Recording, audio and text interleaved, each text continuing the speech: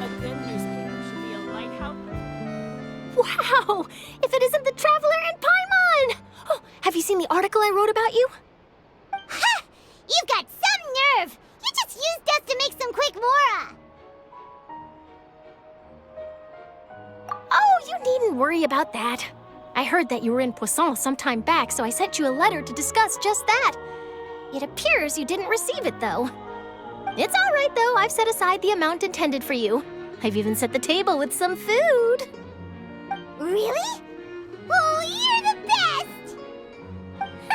You're almost a little too easy to win over, Paimon. If I were a journalist with ulterior motives, you'd be in trouble now, you know. Oh, Paimon knows you're not like that. Still, what brings you here all of a sudden? Were you looking for me? When Mona mentioned you, we thought of coming to see you at work. I see! It seems you've already bumped into Mona here in Fontaine. So she mentioned me? What did she say? She said that you're a real daredevil of a journalist. Nice.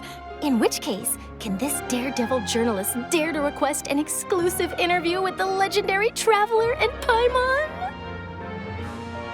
Huh? So your article in the paper today doesn't count? Oh, of course it doesn't. That was more like live photography. What I'd like to do is dive deeper and ask you to talk about the things you've seen and experienced. Yeah, are we even qualified enough? Why not? If I say you're worth an interview, then you're worth it. But not right now, of course. I'll need a few days to prepare. Oh, in that case, we'll just chat when you have the time then? Oh, so that's a yes? Ooh, splendid! I'll tell the editor-in-chief immediately. I'll have to apply for lighting, a venue, some props, and... Whew, so much to get done now. Talk to you later. Wait, Charlotte, Paimon's still got a question for you. And what's that? If, just for example, Fontaine were to be flooded tomorrow, what would you do today?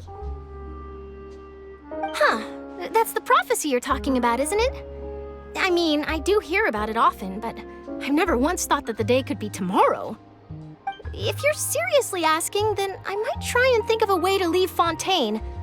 Oh, but I'm still a journalist first and foremost. That means I have a duty to be reporting from the scene, and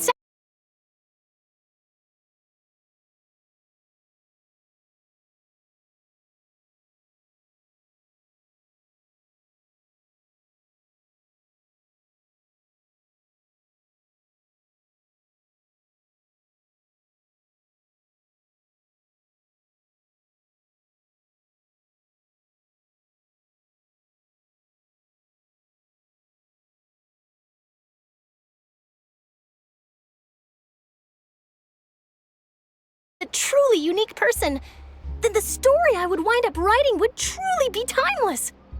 And then do you know what I'd do? Well, I'd write that story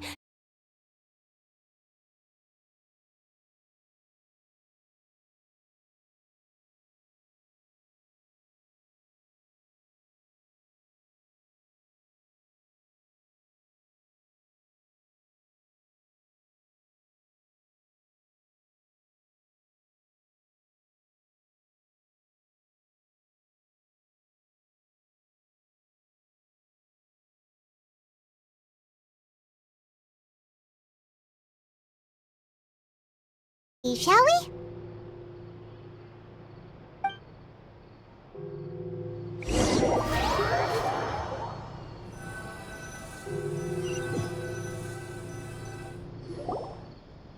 The sea breeze and scenery can be a pretty soothing combo, huh? Paimon's been thinking. If it wasn't Fontaine, but all of Teyvat that would be destroyed tomorrow, where would we go and what would we do?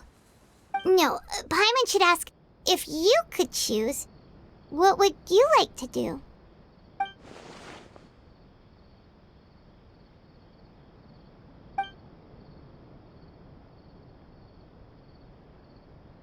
We've always been moving to the next destination, so we haven't spent much time thinking about these kinds of things. We didn't have to either, with us always being on the road and whatnot. You mean, still traveling? Huh. Wait, isn't that what we've always been doing?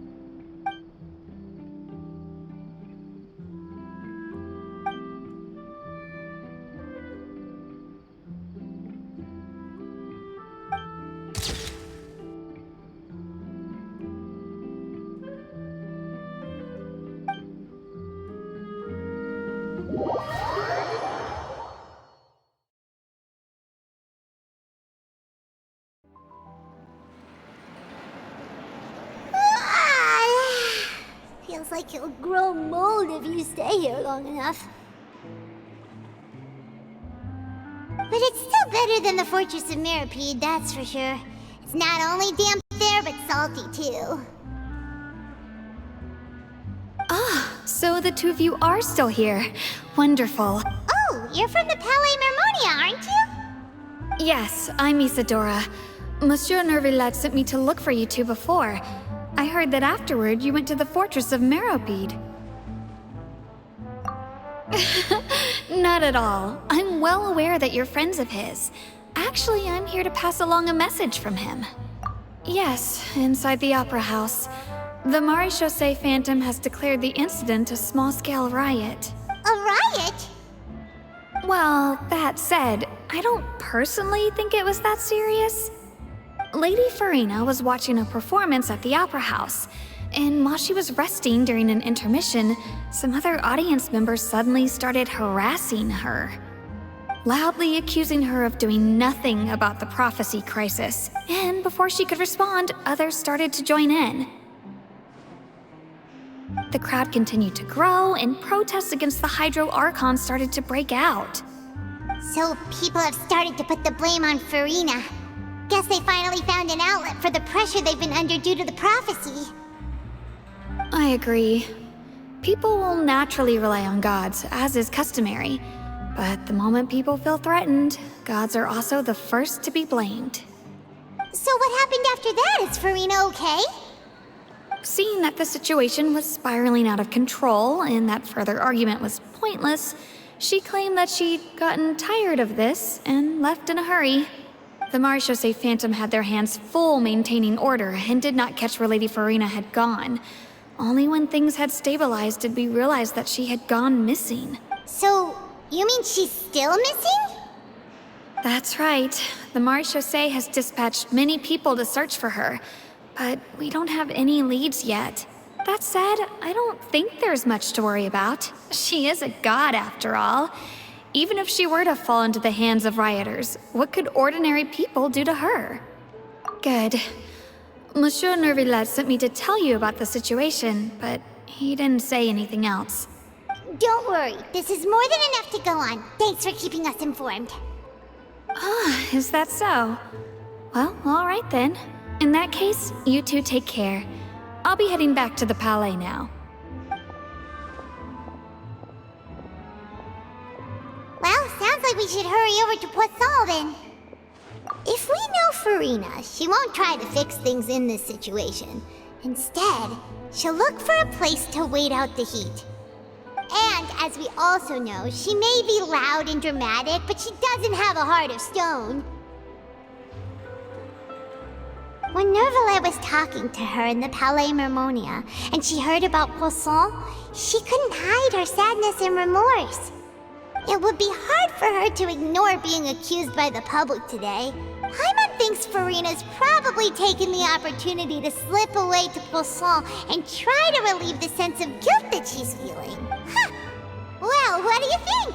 Paimon knows the answer, of course, but Paimon can do the analysis to back it up, too. Cool, huh? In that case, there's not a moment to lose. Poisson, here we come!